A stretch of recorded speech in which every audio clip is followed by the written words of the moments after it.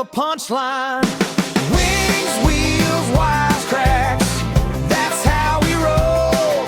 Daughter, daddy. Hello, everybody. Welcome to another episode of Wings, Wheels, and Wisecracks. This is my daddy.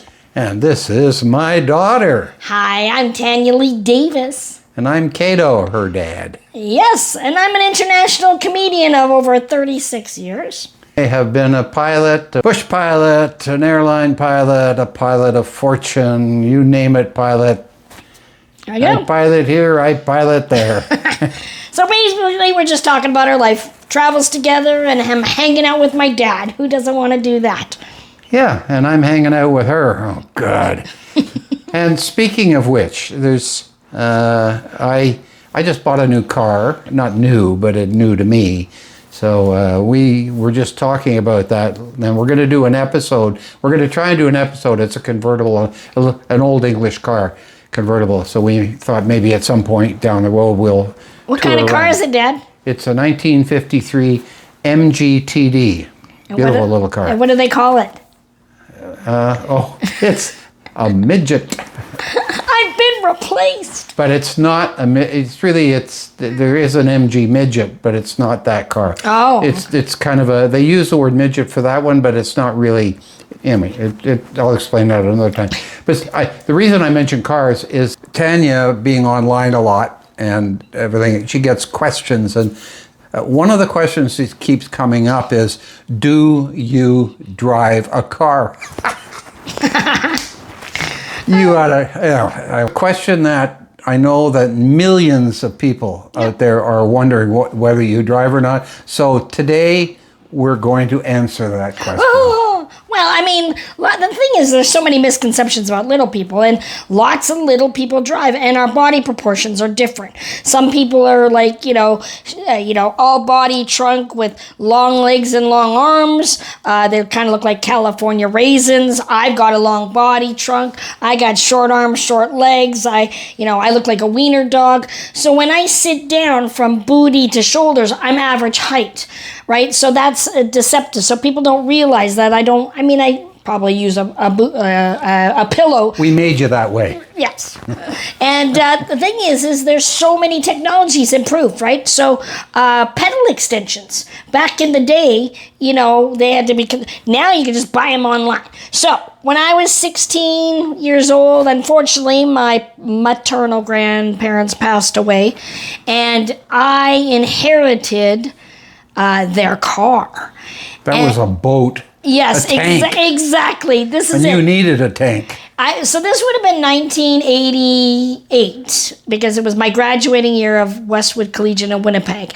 And this car was I think it was like a 1972. Or at least that old. Or 68 Pontiac Parisian. Yep, it was a big old, this thing had a steering wheel on it like this big, and it was all glass and no tints, and it was 420 feet long. Yeah, it looked like one of those old style pimp cars. Little wheels on it. Yeah, like an old style Cadillac kind of thing, and it was burgundy.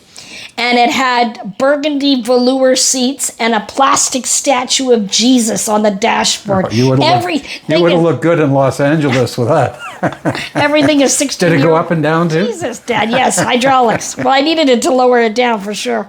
Yeah, well, it was everything a 16-year-old girl could hope for. So I got this car, and back then there was a thing called the Society of Manitobans with Disability. It was actually a great, I feel very fortunate to grow up in Winnipeg having that type of organization, because when it came to modifications when I was at school and stuff, I had like a social worker that would come in to every year when I started school. They would come in and measure me to make sure I could reach the water fountains, I could reach the toilets, even in home aids if I needed anything. But when I got a car, they were like, hey, we can modify this for you. So I took it to a shop, and they extended the pedals and all that kind of stuff. And so I was on the road. And briefly, so I was very active as a kid, everybody. I played a lot of sports growing up. And when I started to obviously fall back behind and I couldn't keep up with the rest of the kids, I was like, I still want to be involved in sports. So I'm going to be the manager of all the boys' sports teams. Yes. All right, peeking in the men's room. Exactly. I had my motives. Anyway, so I got to go on the road with all the volleyball guys, and so we had a volleyball practice, and my best friend Aaron was like, I don't know, captain of the volleyball team, and I didn't have my driver's license. I had my learner's permit, and I was allowed to drive as long as I had a licensed driver with me. And it was I think maybe a week. I'd been driving a couple of times, probably with Mom and my stepdad, and we were coming Westwood Collegiate. The parking lot is kind of raised up, and we got into the car after the practice, and one of our friends took off, and I was like, oh, we got to catch up with him. So I came out of the parking lot, and it went down to the road, and because it's Winnipeg, they have all these really big drainage ditches, so the road came up really abruptly. So I'm in my boat driving down this hill, and there was no cars coming on either direction, so I didn't come to a complete stop and turn. I just coasted and was going to make a right-hand turn. Well, this boat of a car, when I coasted, it went down like that, and the front of the car hit the street, and so I basically got flown back in my seat, and I got flown forward, and my foot hit the gas pedal. So now I'm careening to the right, the car's going this way, and I'm like flailing in the seat, this gigantic, because it's like bucket seats, and nothing really holding me in. So then the car starts to turn and heading towards the school, and I hit the curb. And it wasn't your normal curb, it was one of those drainage ditch curbs. So once again, front of the car just hits the curb, and boom, I go flying, my foot hits the gas pedal. Now we're careening towards the high school. And this is when my friend Aaron, he grabbed the wheel, which actually diverted us to the high school. I probably would have grazed it, but we ended up hitting the staircase and the side of it, and the whole railing was dented. And of course, I'm a product of a child watching television most of my life, so I crashed my car. So immediately I thought, it's gonna blow. So I'm sitting there, and Aaron's like, he had banged his shoulder, and basically this boat just accordioned. It was now a dinghy. And I'm freaking out. And he was able to get out of the passenger seat, but the driver's seat was so compact, I couldn't get out. He had to pull me out through the window. And I was like, you can fix this, right? Because I was like, oh my God, my mom's going to kill me. So this was back before cell phones. So Aaron went in, and the coach tried to call home, and the line was busy because we didn't have call waiting. This was how old it was. And we kept calling. So my coach is like, I'm going to have to drive you home. And I was like, oh my God, I'd rather you shoot me. So I show up at home, and my mom is on the phone with my dad, because you guys were divorced, right? So it just how happened that you two were on the phone together. So I had to find out that I had just crashed my car, and it was like the day after I got it insured, and a week before I was supposed to go for my actual license. So I totaled the car. So that was it. I left a small yet significant dent on my high school that year. So did you ever drive again? Not legally. Yeah, no, I figured I have a mobility scooter and now a wheelchair. I caused enough damage with that shit. It's probably a good thing that I'm not on the road. You're welcome. Well, what's going to happen here now is that somebody out there that's watching this is going to come up with an idea to Bluetooth controls, steering and everything, and then they're going to put these probes on your head. Oh, right. And he'll sit there, and you'll go right, and the car it'll Bluetooth from your brain. Yeah. To these things. And well, the Teslas, right? They do self-driving shit, so pretty soon. Yeah, but they probably do a little better job than you did. Oh, yeah. Oh, I'm sure, yeah. But, self-driving cars, I got to tell you, I don't know why they want tell me why you want a self-driving car. Yeah. Driving, maybe it's not like it was, but driving was a very enjoyable. People like driving. I'm one of them. I like to drive something that is nice to drive. It's comfortable. I like going on a driving trip. Yeah, absolutely. When I'm driving, I don't like it as a passenger, perhaps, but So to me, a self-driving car, and I'll tell you right now, I'm not getting in one. Not under today's technology, or not even maybe. Well, I'll be dead by then, so I don't have to worry about it. But No thanks. Well, I mean, for people with disabilities, though, I mean, that knowing that that's in the future, that will help a lot of people with mobilities. I mean, if you can, like, you know, you order a taxi and it shows up and a ramp just comes out and then you drive in and then it knows where you're going and it just shoots you off.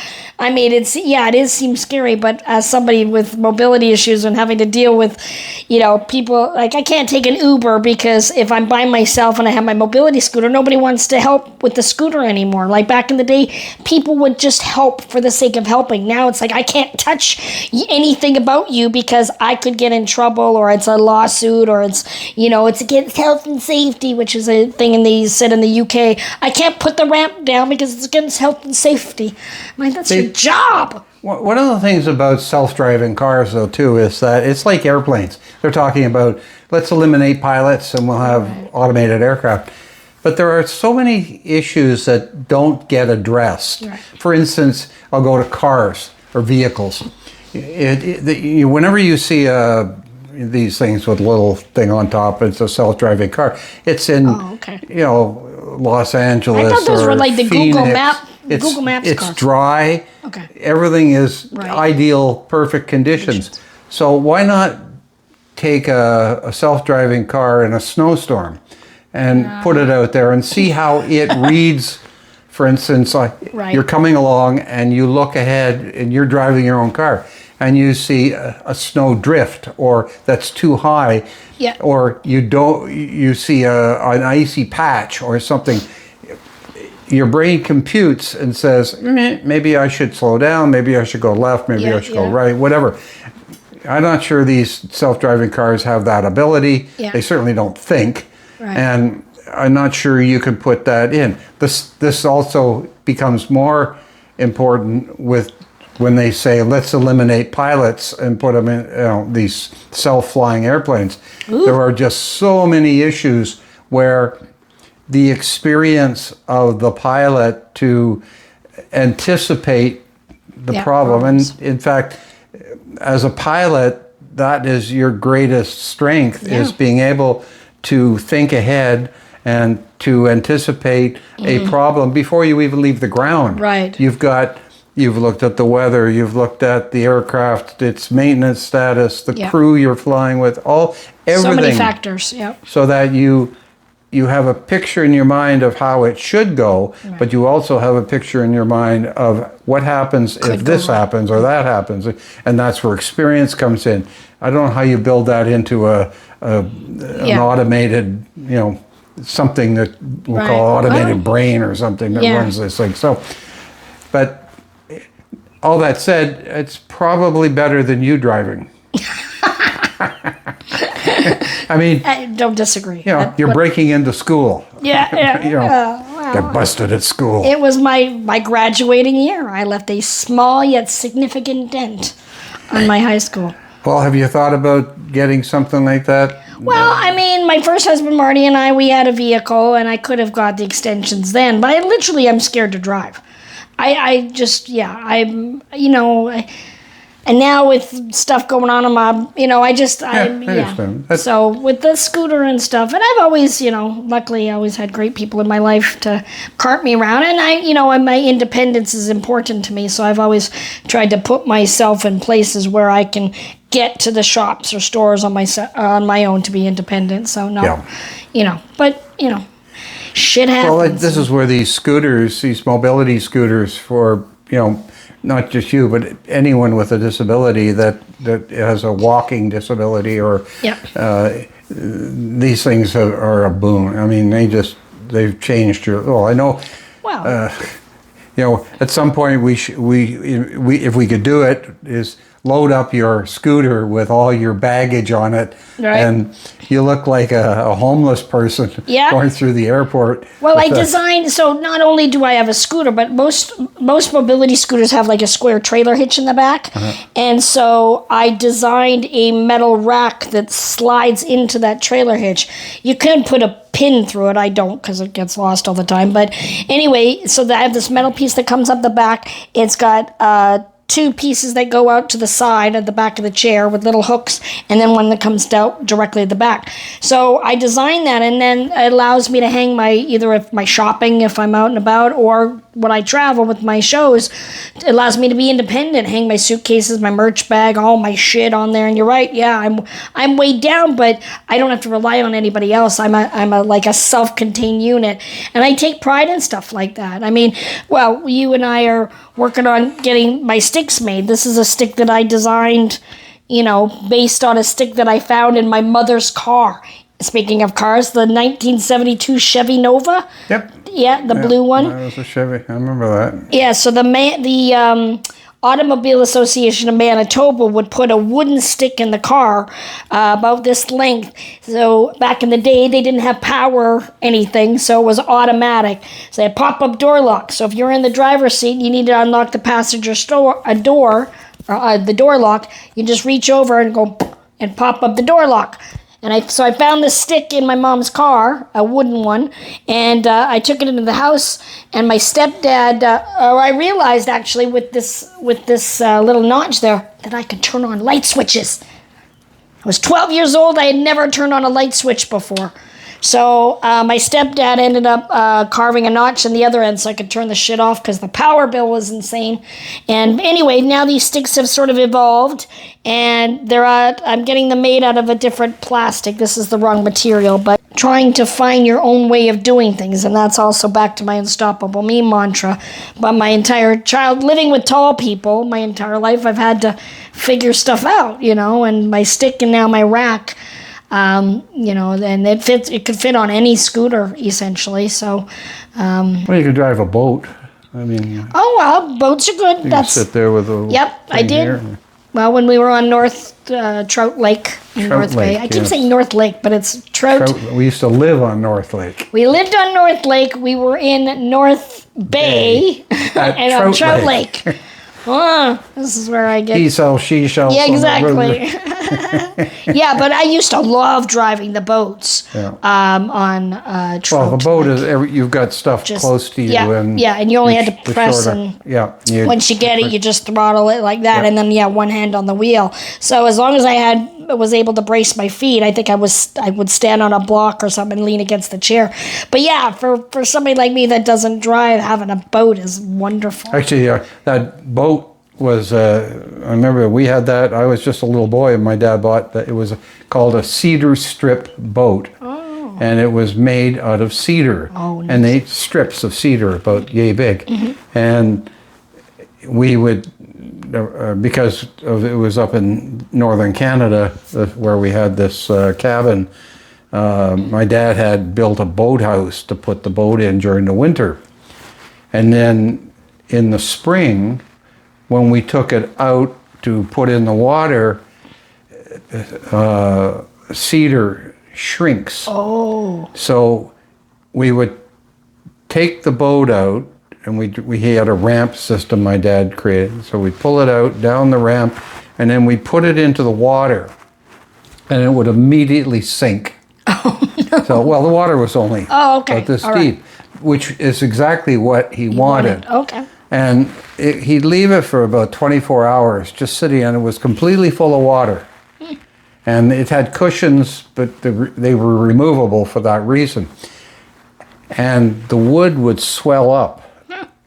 And it would swell, and it would seal everything. Oh, wow. Just on its own. There wasn't any glue. It would just seal. And for the rest, because it stayed in the water. Right, it stayed that way. It stayed like that for you got a little bit of water in it, but not much. And those cedar boats were quite popular back then. And it had a windshield, and I think we had a 25 horsepower Johnson motor on it. Wow. And that was, it was about, I don't know, 12 feet long or something. It wasn't very big. I also would I could drive the sailboat because it had the rudders. Is that what they call it? The rudder stick? Tanyalee. The Tanyalee. I had my own, it was a very small sailboat. No, shocker. Yeah, my dad bought that sailboat. It was 21 feet. Yeah. And it had I think a 5 or 6 or 7 horsepower on it, a little outboard that was on a thing you could lift it up, and it was a single mast with a jib and with a mainsail. And is that the rudder thing that it had so you sit at the back? A rudder that was about this long. Right. Yeah. And if you're looking from the stern forward, it had seats here. It's all fiberglass. Yep. And then a little cabin with 2, you call them bunks, I guess. Yeah, if you single will, little in there. mattresses. And to the point. Yeah. there was nothing on it. I mean, it didn't have a compass. It didn't have anything. No. But We had fun in that. we used to, my brother and I in particular, we go out there with a case of beer. Oh. I remember we brought it to Florida years ago. I was going to ask you about that. Didn't we end up in a wreck in the Gulf? And I have vivid memories of this. Okay. And I had to be probably maybe 3 years old, or like. Oh, really, that's when you fell. We went overboard. You didn't put was it called the downrigger? No, it was a centerboard. Centerboard. My dad was with us Yes. that day, and Yes. And my mom. So was Yeah. my mom. You. we were all on the boat, and it had a crank, and you cranked the centerboard up when you came into shore, and then you put it back down once you got it, because it was, about 4 feet, and it was made out of lead. So explain why you need to have that down. Well, I went to put it down, and there was very little wind. And my dad said, don't bother, you don't need that down. I said, yeah, it only takes a minute. No, leave it. But what's the purpose of it? So explain why. The whole idea was that the center of gravity now weighed with this heavy lead, and it's a sailboat, and the sailboat with sails up, it heels left or right depending on which way the wind's blowing, and this goes through the water, and it keeps the boat from tipping over. And so, but my dad, no. And his thinking, I guess, was, well, a regular boat doesn't have it, but it doesn't have a sail either. And we put the sail up, and it was just lufting, which means it was just doing this, because there wasn't much wind. But then a gust came up, and it hit that boat, and over it went. Yep. And we all got tossed into the water. And my mother was terrified. She didn't know how to swim. And I remember, so I had to be just a toddler, but I was wearing a vest. Yeah, you were in the water. I was in the water, and I remember just floating out, because I love the water. And I remember my nursery books floating in the water, and the shrill of my mother screaming in the background, just bloody murder. And Grandpa once grabbing she wasn't screaming at me. Yeah, but the grandpa was holding on to me. You're trying to rescue her. So how did we? I was trying to push her underwater. Yeah, I'm trying to remember how we got out of that There situation. were people. Okay. There were lots of other boats around, and they came over right away and started plucking everybody out of the water, and then the boat righted itself. Oh. I mean, that was the beauty of. No, you know what it was? I climbed on and I pulled the centerboard down, and then it. And then it just, the water, we just threw, bucketed we got out. a pump or a couple of pails or something like that. But you couldn't sink that boat. It was just, it had a system by which you could fill it full of water and it would not sink. Oh, so It was a great little boat. Yeah, We had a lot of fun fun. memories. My brother Mark and I were cruising. We had a case of beer and we're cruising down Madeira Beach or Treasure Island, somewhere along the coast, and we got the centerboard up just a little bit, and we got one sail up, and we see this girl sitting in a bikini, so we go by a couple of times there, and my brother says, like, you interested in a ride? And she looked at him and she goes, it isn't big enough. I wasn't sure what she was referring to. Yeah, oh my goodness. Poor Mark, he didn't take that well, but yeah, that was a fun boat. Not only, this whole podcast is called Wings, Wheels, and Wisecraft. So being a pilot, and then wheels in the boats and stuff. But you also we drove a Harley, motorcycles. So I still have a Harley. yeah, exactly. But I remember in North Lake you having the motorcycle, and because I because of my hip flexation, I can't sit behind somebody traditionally to ride a motorcycle. So I remember you'd put me in front of you, you know, and I had my feet up onto the gas tank or whatever, just lean back into you and have my arms, you'd have your arms around me. And that I remember, because it was all like rolling hill through the area of North Bay. It was so pretty. And Probably with a motorcycle in a place like Winnipeg is like summer lasts a couple of months. yeah, you don't get and to then enjoy you've it. got minus 30. And then I would sit on the back. When I did sit on the back, I would sit backwards. So you had like a backrest, I guess, for the, at the back. Yeah. So I was able to Sissy bar. Yeah, and I was able to wrap around my legs and body facing. So you're driving along, and I've got cars behind me sitting there waving at me, and I'm like, I could have got rid of you then. But yeah, if you could read this, the door fell off. I'm not sure whether I ever took you when we were living on Cape Cod, whether I ever took you on my bike then. I can't. Jill's been on it a number of times. Yeah. But I'm not sure I took. And as far as the sailboat on the Cape, I had that there for about 3 years. Okay. So I'm sure that we were out, you were out. I don't remember. I had it at Anchor. They had a little yacht club there, and you could rent. There was nowhere to pull it up on the beach because the tide would come and go. Yeah. So they had. You had to moor it. Moor points, yeah. And they were pretty good. Although when you got those nor'easters blowing on the Cape, you really had to keep an eye on your boat.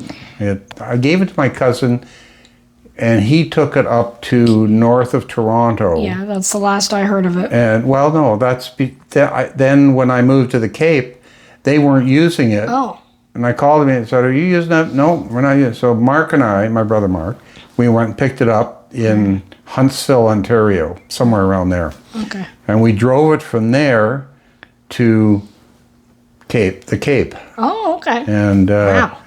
2 flat tires later. How do you, on a trailer, I'm guessing? Yeah, Oh, there was a gosh. trailer that was with it. It was, it eventually rusted so badly that it, especially the first year I had it and on the Cape, we would, I'd just take it to the boat ramp and I'd put it in, and salt water. But it was also salt water from when we were in Florida. Right. And even though you rinse it off, it never gets all the salt. And it just eventually became which is that Jeep that we used to go on the seashore out in Cape Cod. Completely that thing, rotted through. I decided to do some work on that Jeep and took the seats out and everything else, and I started looking underneath, and the frame, there was like the frame, it's an I-beam type frame going down, 2 of them, and one of them there was maybe a 1/4 inch of metal left, and the frame would have just gone like this. Oh, sure. And at that point, I said, "This is not going to work for the beach anymore." Yeah. Wasn't there a point where it was like rusted through where the gas pedal was? Did we have to put they something? had holes all over. Yeah, you had to put like something across there. Well, you never had to worry about draining water out of it because even it had a hard top for the winter, but it was off all summer. But so when it rained, but it full of holes, so it just drained out on its own. But now I have a 2004 Harley, a lowrider, and it's a nice bike. I mean, I just finished a trip up, went to Hattiesburg, Mississippi. Yeah. With a bunch of guys and. My husband and Kevin and I were at your house when you pulled in, and you drove the entire way from Hattiesburg back to Central Florida. 700 miles. 700 miles, and you're like, most men half your age can't do that. But you were so bruised in your thighs from home. Well, that was 1,400 miles in 3 days. So, it's not, but when you're 20, it's one thing. And when you're my age, 36, it's something else. See, So- this is what I love about this podcast, though, is because, you know, I mean, not too many people get to have their father in their life as long as I've had you, and then, you know, you're in such great shape. So to be able to have this experience sharing our stories is extra bonus. And I'm trying to stay in this life too, by the way. Yes. Well, I mean, you're in better shape than Probably I am. riding a motorcycle isn't the way to do it, especially around here Oh, God. where all these old farts are out there trying to kill you. Yeah, Florida drivers are the worst. Oh, they are just. Yeah, well, that's another reason I don't want to be driving because I'm one of those drivers, no doubt. So Well, I mean, I think of flying. I did my first flight. I was 12 years old, oh wow, and then I only retired a couple of years ago, actually, from flying, and so I got 60 some years of flying, and I felt safe. I'm safer flying than Right, driving a driving a car. motorcycle in Florida. oh yeah, no So, doubt. What was your? I mean, you were a commercial pilot for a very long time, and you had we'll touch on some of your other jobs, but your most recent job before you officially retired is kind of a fun job that you had. I mean, I was interesting. spraying mosquitoes in Which- Sarasota. If you haven't been to Florida, the bugs are no joke. You get boxing matches with mosquitoes, so we need Well, sprayers. almost every county in Florida has some sort of mosquito control because people who don't know this, and many people do, but in the world, nothing kills more of anything than mosquitoes. The mosquito is the number one killer of people, of animals, you name it. It's just, it carries diseases. Anyone thinks a mosquito's cute is a nut job, I'm telling you. So, Where are those people at? but mosquito spraying with an aircraft, you do it with a helicopter, you can do it with an aircraft. The helicopter has, because you have this big rotor going around, has a certain limitations, and it's not as effective in some areas. Where the company I worked with spraying, they're up in Virginia, and they developed a system, a boom system on the back of the King Air, and it was highly effective. And you're flying at night, Yeah, this was really cool. Right? and you're at roughly 300 feet above the ground. Which You're is working- ridiculous when you're flying an aircraft. It's so Well, low. at night you're using night vision goggles. Yeah. Because you're flying in an urban environment, and you just go out into Central Florida and see how many towers, Yep. and they're cell up towers. well poles. above where we were flying, Yep. and they're lit most times. Some of them aren't. There's abandoned towers which have, and the lights go out on them, and Right. because nobody wants to pay for the change the light, they just end up being dark. Yeah. So with the night vision goggles, there's two of us on the aircraft, and you wouldn't want to try it by yourself. I mean, flying the airplane's not the problem. It's all the things that go with it. You're metering your spray out. You're putting out a fine spray. It's very fine. So that it targets a mosquito. So you can take, for instance, a housefly Yeah. would survive flying through this stuff Oh, where really? a mosquito wouldn't. Huh, interesting. Not necessarily, Yeah. I'm just generalizing here, but for instance, they would tell us, the county runs it, we have a beekeeper in this area, so that would mark off on our map, which we have, it's all computer generated, so that when we feed all the parameters into the onboard computer, so that we know that there's a bee farm, or Yeah. and as we Avoid. approach, we know the wind, exactly how the wind, and you can't fly in no wind. Like you cannot spray for mosquitoes where there is no wind. Okay. You have to have about bit of 2 miles an hour minimum because you need Crop drift. dusty. Yeah. It just slightly drift. And so this thing sets up and you're on a grid and you just keep out, back, like so, and it, and you're dodging, not only you're dodging towers, but there's other aircraft and there's also birds, which at night, there's owls out there, there's hawks, there's all sorts of birds of prey that are out there and you're dodging them. Those birds are usually very good at avoiding you. You can't avoid them because you don't see them until it's too late. But they have some sort of a sonar, radar, whatever.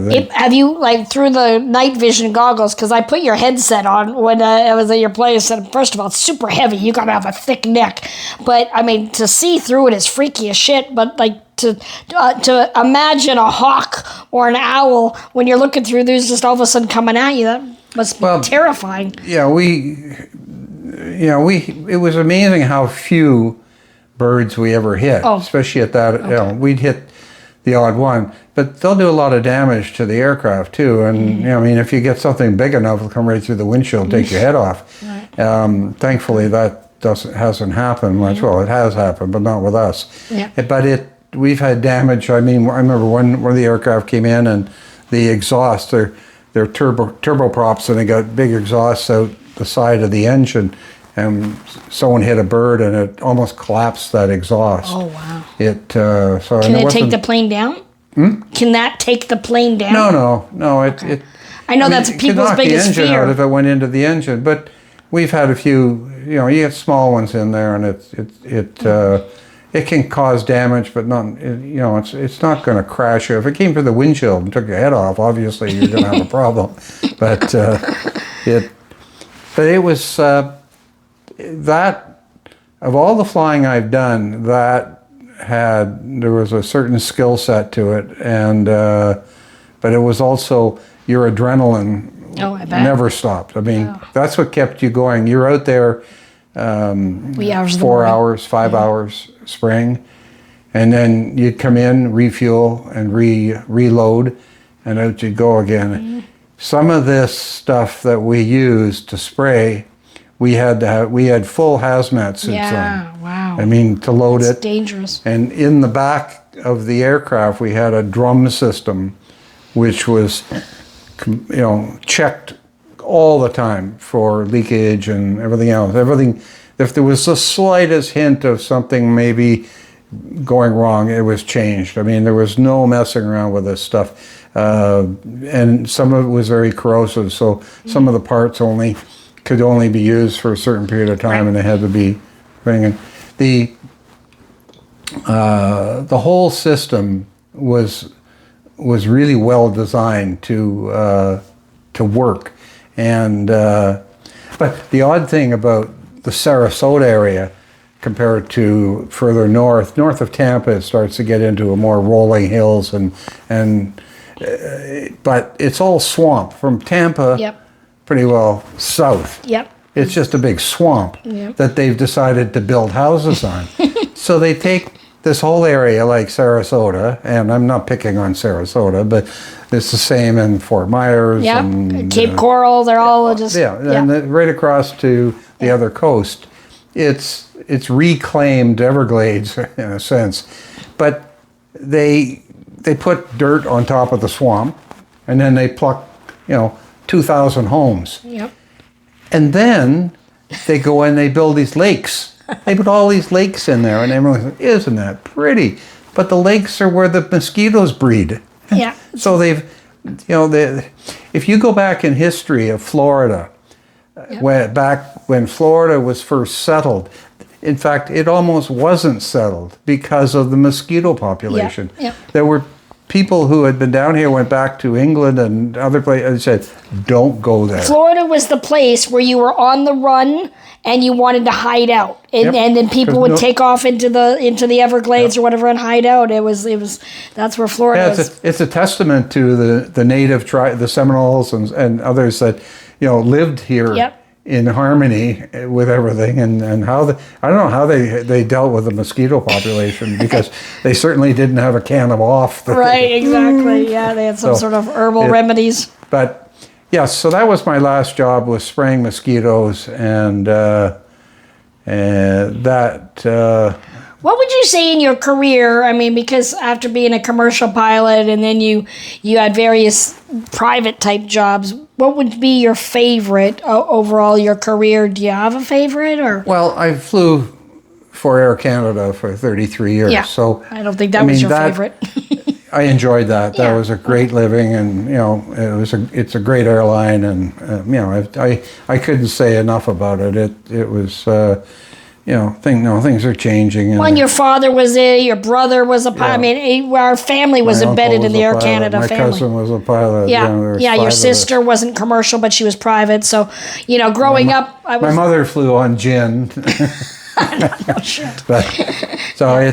But favorite is, like, I flew corporate, and I flew for the 4th richest man in the world at one point, and I flew his private jet. But his private jet was not your normal private jet. It was an Airbus A340, 4-engine jet. That's a huge airplane. Yeah, and the Maldives are probably the most interesting living down there because of it wasn't the flying, the flying was different, but it was also the other, like I mentioned on a previous episode, that it was a nest of spies in the Maldives, and I'll explain all that too in in that same episode about the Maldives, but you have to remember that was back in 1984. Yeah. That's a long time ago, and when you look at the Maldives today and you look at it back then, plus we had a base in Dubai. So I spent a lot of time in Dubai. Dubai was a city, I mean, there were 5 hotels, 6 hotels. There were a couple, 2 or 3 skyscrapers. Wow. I mean, it was the souk, you go to the market. Yep. I mean, compared to this monstrosity. Yeah. The airport, I can remember coming into the airport in Dubai, what would you say? It was the size of a hardware store. I mean, it was. Wow. It had 2 runways, and then there's right next to it's another airport, Sharjah, and there's just nothing compared to what it is today. Yeah.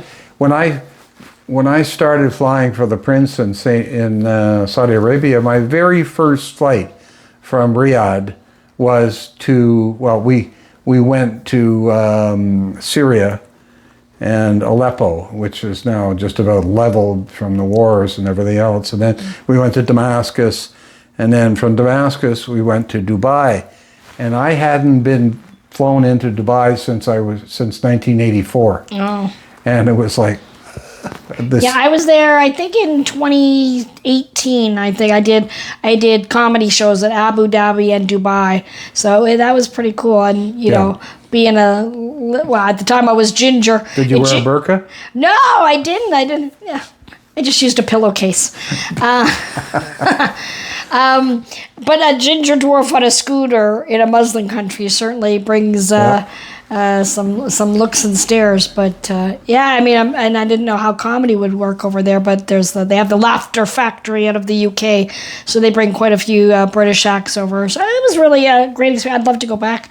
Yeah, and do some Dubai. shows over there. I mean, I guess the war over in Iran right now is creating all sorts of problems there. But a good friend of mine who lives in Hamburg, he and his girlfriend, Hamburg, that's their favorite destination. They go to Dubai. Yeah. That's to get away from the cold, and they love it. They just can't say enough about going to Dubai. They just think it's the greatest place on earth, and that's good. Have you been to Bahrain? Yep. Yeah, I did comedy shows in Bahrain. It was me and 2 other acts flying from London to Bahrain, and I think it was probably Emirates Air, and so they have 3-4 seats, then there's 5 seats and 3 seats, whatever aircraft formation that is. So I'm with 2 very tall comedians, and we're sitting in the middle seats, and they're sitting there and their knees are they're all crouched. It's going to be 5 5-hour flight, and they're sitting there all grumbling, and I'm looking at them, and I go and I flip the table down, and I put my feet up, and I recline, and I'm sitting there and they're looking at me like, you bitch. And I was like, I love traveling. I go, who needs first class when you got dwarf legs? So, You know, when I was sitting in Dubai one day. We were flying in Maldives. We had DC-8s. And so I'm sitting at the gate, and they're having a rainstorm, which is rare. And there was actually thunder. It was So we're sitting at the gate, and my brother was down there with me, and he was flying with me. So the two of us are sitting in there, and I got the flight engineer, who were all Filipinos. And so we're all sitting there waiting for the passengers and doing our stuff. And I hear a knock on the door. And in comes this great big tall guy, and he's British. And he introduces himself, and he says, I'm flying that Boeing 727. He says, you can't, we're on the next gate. He says, I thought I'd come over and check you guys out. And I said, oh yeah, who are you flying for? He goes, well, we're just started a new airline here, and we're calling it Emirates. Oh, wow. And I go, oh, really? He goes, yeah, we're looking for pilots. You guys interested in moving to another job? And this was, I'm mid-career with Air Canada. I'm on a leave of absence from Air Canada, which I'll explain another time how that came to be. And so was my brother. And, he says, we're getting another 727 and then probably 2 or 3 more. And we're just starting this airline for the Emirates and blah, blah, blah. And he goes on and, the money will get better and all blah, blah, blah. He gives me a card and he says, and I said, I don't know. I said, working for Canada, it's hard to beat that and everything like this. And I never did anything about it. Oh my goodness. And I thought about, not that I regret, I don't. Yeah. But, the grass is not always greener. Right. Who knows? It would have meant living in Dubai, and I'm not sure I was ready for that at that point in my life. But it had an appeal, a certain appeal, but it was also a gamble. You're working for the national airline of Canada. Yep. Your security is virtually assured. Yeah. And and then some guy says we're starting a new airline, and who knows where it's going to be a year from now. Right. And it turns out to be one of the largest airlines in the world, and one of the richest airlines in the world. So in essence, I could have been on the ground floor of Emirates Airways. Wow. And probably would have retired off the A380 or something like that. It was, I remember it being, I've flown many, many times up until that point, and that was my first time with Emirates, and I was like, bougie. Like, it was really, like, the food was really good. Oh, yeah. It was a top, we got delayed, and it was a whole, rigmarole. I think when I flew Emirates to Australia, they lost my suitcase, and I didn't get it for like 5 days or something, which was annoying as hell. You were living in it then too, weren't you? Exactly. I could have resided in it. Yeah, Emirates is one of the premier airlines. There's no two ways about it. They've done a great job putting together what they have. And, again, I don't regret not going. It's because who knows? Right. Well, exactly. We can't have regrets in life. I can't. Well, there was another where you involved somebody else approached you. Was it either the Southwest guy or the Allegiant guy, or was it the president of Southwest Airlines? Yeah, you've been at the cusp of potential. Well, he had approached me. Oh, okay. I actually contacted him, and he has passed away since. But he had prostate cancer. Mm-hmm. And I had prostate cancer, and I read an article about him having, Herb Keller was his name. And I saw this article, and I went through all this thing with, trying to decide what to do. What do you do? Everybody, it's the thing about America. Mm-hmm. Everybody's selling their cure. And Right, of that's course. exactly what they're doing. The doctor, if you do what my specialty, you will be cured, blah, blah, blah, blah. And then when you're dead, of course, you can't do anything about it. So Exactly. anyway, I wrote him a letter. And that was back in the old write a letter days. All right. And I said, you don't know me, da-da-da. And I had no idea what to do with the letter. I couldn't find an address where it would go to him. So the next time I went, I was living in Treasure Island, Florida at the time. Next time I went to get on my flight to go flying, my job, I went to the Southwest counter and I explained to this girl, I said, I had his name on it, Southwest Airlines president, and I explained what I'm doing here. And she says, okay, let me see what I can do. And it was about 3 weeks later, I got a phone call from Herb. Oh, wow. And he was so nice. I mean, he was just like, oh, thank you. I wanted to thank you personally. And, because I outlined my journey with prostate cancer and what I did. And, and I said, it's not necessarily what you should do, but I'm just telling you some of the pitfalls and things that I ran into. And but I was so shocked that A, he got the letter. Yeah. And then B, he called me up and that's said, pretty cool. what he did. We talked for quite some time. He rides a Harley, and so we talked about riding and stuff. And really, really, I never got to know him the way I'd like to have got to know him, but he was just really a super person to talk to, and I hope, and so he passed away. I'm not sure, to be honest with you, I don't know if he died of cancer or not, but he certainly built a great airline. And I keep running into people in this. The thing about flying is you're always. I think of all the famous people that I've.